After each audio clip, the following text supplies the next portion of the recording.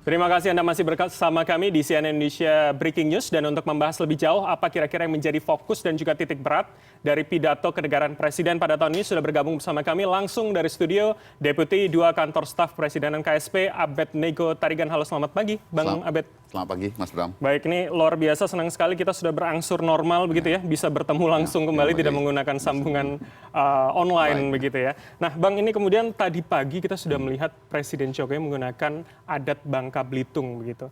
Nah sebetulnya apa yang ingin disampaikan Presiden? Bagaimana pemilihannya? Apa kemudian adakah makna tertentu yang disiapkan setiap tahunnya begitu? Kalau tentu itu surprise dari Pak Presiden selalu ya, tapi menjadi satu pakem bahwa Pak Presiden akan menggunakan pakaian adat kita, dan itu juga bentuk penghargaan beliau sebenarnya terhadap keberagaman kita.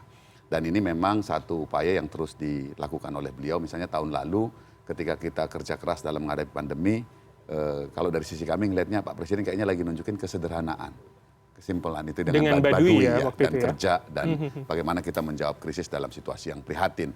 Nah tentu ini ada hal-hal yang penting juga kita ingat bahwa Bapak Presiden ingin membawa ruang-ruang kekayaan adat kita, dalam hal ini pakaian misalnya, sekaligus juga tentu akan memperkenalkan daerah tersebut ke ruang-ruang pengambil kebijakan tertinggi, ya ini di sidang tahunan ini. Jadi kami melihatnya memang Bapak Presiden memberikan pesan untuk itu, keberagaman, dan sekaligus menempatkan adat dan budaya kita itu dalam ruang tertinggi di dalam pengambilan kebijakan. Baik, artinya apakah kemudian ini bisa diartikan ini juga adalah dorongan dari Presiden agar kita juga tidak hanya memakai setelan jas begini atau misalkan batik misalkan, untuk menggunakan kembali menggerakkan baju-baju adat ini? Selalu ada motivasi itu, dan sedikit keberuntungan di kita, misalnya seperti tahun lalu itu baju Baduy itu sangat laris, ya, dan sangat digemari oleh banyak pihak. Setelah Presiden pakai, gitu loh, dan orang-orang berburu sampai ke Banten terkait dengan pakaian itu. Dan ini juga bentuk-bentuk apresiasi masyarakat, kan mengapresiasi, bisa mengenakan, bisa mengoleksi, bisa memahami juga kan.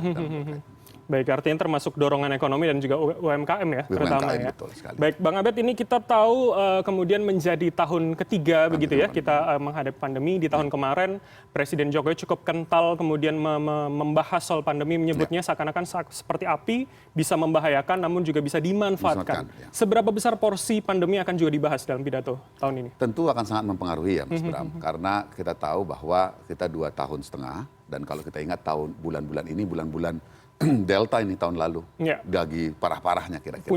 Puncaknya. Gitu. Jadi, dan kita dihadapkan pada situasi. Hanya memang kita ingat juga bahwa Pak Presiden menyampaikan sejak dari tahun 2020, itu mengatakan bahwa pandemi harus mendorong kita untuk melakukan reformasi.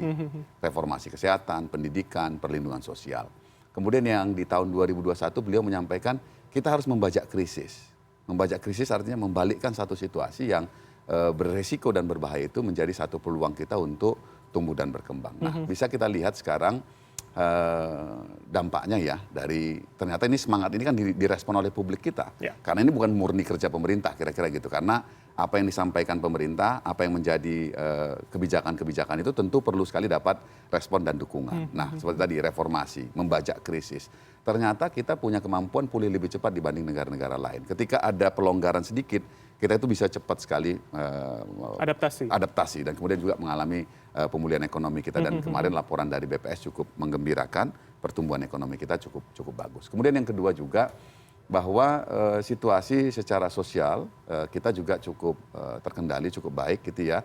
Tidak ada kejadian-kejadian yang sangat mengkhawatirkan akibat karena pandemi maupun juga dampak dari misalnya efek dari rusaknya supply chain yang berkomplikasi ke harga dan lain sebagainya karena Ukraina dan Rusia begitu ya. Jadi ini merupakan satu keadaan di mana semangat gotong royong yang kita lihat itu bisa jalan gitu. Dan ini buat kami ya, apalagi kalau saya yang mengikuti pandemi Covid dari awal begitu sebagai deputi gitu, itu nggak mudah memang gitu. Tapi ternyata masyarakat kita itu satu sisi itu sangat kritis. Tapi ketika menemukan ininya juga nggak terlalu sulit. Misalnya titik tengahnya. Ketika misalnya kayak vaksin itu kontranya luar biasa ya.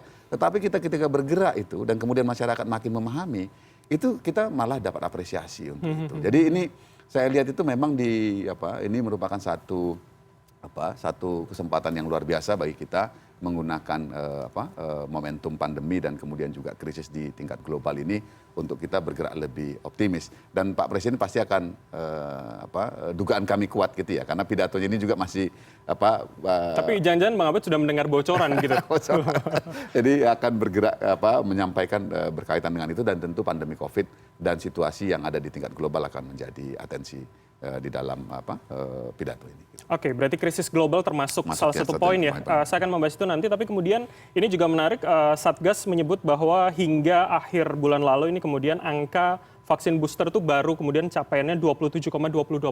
Ya. Apakah kemudian ini akan juga menjadi salah satu perhatian untuk kemudian menggenjot ke depannya, booster akan ditingkatkan lagi, Bang? Kalau di dalam pendekatan itu memang kita akan berupaya untuk itu ya, karena sudah menunjukkan walaupun banyak pro kontra, tapi sisi lain juga banyak mendukung gitu kebijakan vaksinasi ini. Nah, booster ini memang akan kita dorong. Nah, hanya memang ada juga catatan di kita itu, karena situasi relatif terkendali, kadang-kadang sense of crisisnya di tengah-tengah masyarakat itu nggak terlalu tinggi gitu ya. Sehingga misalnya, ini udah lebih aman situasi sekarang. Apalagi misalnya kita lihat hampir semua yang terkena COVID ini kan gejalanya mild ya. Walaupun mereka baru vaksin 2 kali gitu. Sehingga ini memang jadi PR buat pemerintah dalam mengembangkan strategi-strategi untuk bagaimana memastikan perlindungan masyarakat, dalam hal ini kita bicara tentang vaksin. Baik. Tadi Anda juga menyebutkan soal ancaman global, tapi kita akan bahas setelah jeda. Pemirsa, CNN Indonesia Breaking News akan kembali sesaat lagi. Tetaplah bersama kami. CNN Indonesia Breaking News. CNN Indonesia Breaking News.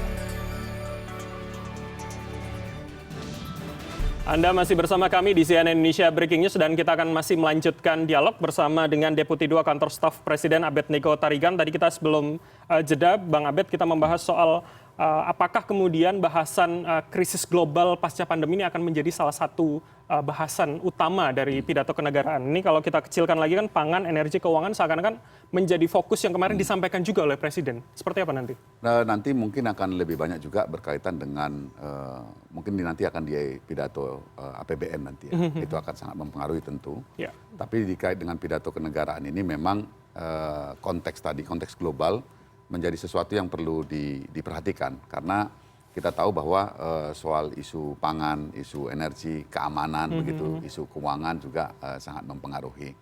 Nah, hal-hal ini memang perlu mendapat perhatian kita, karena di sisi lain kita punya agenda yang Bapak Presiden sebenarnya sejak di periode kedua ini menetapkan kan SDM unggul ya. Karena untuk menyambut 100 tahun Indonesia nanti di 2045, yang setelah periode lalu itu fokus menitik beratkan nomor 1 di infrastruktur, sekarang ini di sumber SDM unggul. Pembangunan SDM-nya ya. SDM-nya. Dan kita tahu itu sangat bergantung tadi itu, pangannya, energinya, keamanannya, akses pendidikan, akses kesehatan. Ini akan menjadi satu isu yang tentu mendapat perhatian besar dari Pak Presiden.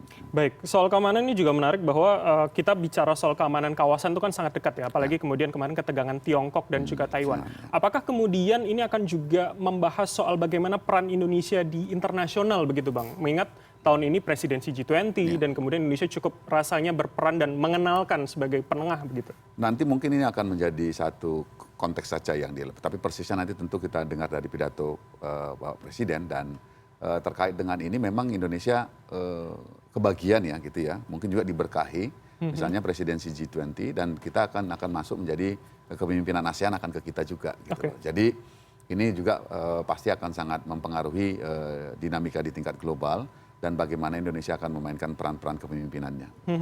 Artinya kemudian ketika G20 ini berhasil akan juga menjadi catatan baik begitu ya, ketika ASEAN tahun depan itu bisa kita ada di kita. Kita pimpin. Gitu. Baik, ini kemudian juga menarik adalah di sejumlah lawatannya seakan-akan Presiden Jokowi quote-unquote mempromokan IKN begitu. Apakah IKN ini akan juga menjadi bahasan dan porsinya seberapa besar nanti, Bang? Persisnya nanti kita harus dengar ya, kemungkinan besar itu bisa jadi di APBN nantinya. Nanti siang ya? Tapi dalam konteks ini perlu kita ingat bahwa semangat dari IKN ini kan satu semangat bagaimana mendorong Indonesia sentris begitu ya. Dan saya bisa melihat bagaimana dinamika yang sangat positif di Indonesia Timur. Saya baru dari Sulawesi beberapa waktu yang lalu. Itu karena mungkin secara jarak juga lebih dekat.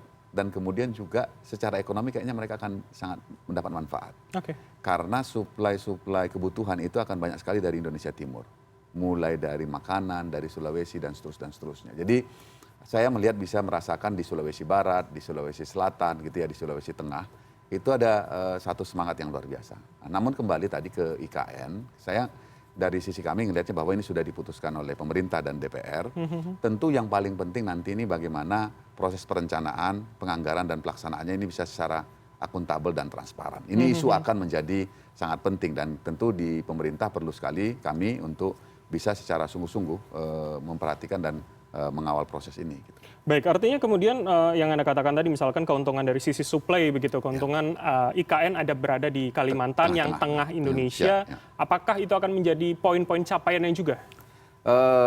Saya kurang tahu persis untuk terkait dengan apakah di sini poin capaian. Tetapi ini pasti akan juga sesuatu yang perlu diadres, terutama nanti di siang pastinya. Gitu. Kalau di pidato kenegaraan ini pada pagi hari ini tentu akan lebih banyak bagaimana kita mengangkat tentang satu keadaan yang kita kemarin dari pandemi, kemudian kita berhasil bisa dikatakan menangani dengan baik ya. Tambah lagi tadi situasi ekonomi juga berjalan dengan baik dan kemudian juga bagaimana kondisi sosial di kita dan sekaligus juga ini apresiasi Presiden tentunya terhadap kerja gotong royong yang kita laksanakan oleh seluruh elemen bangsa.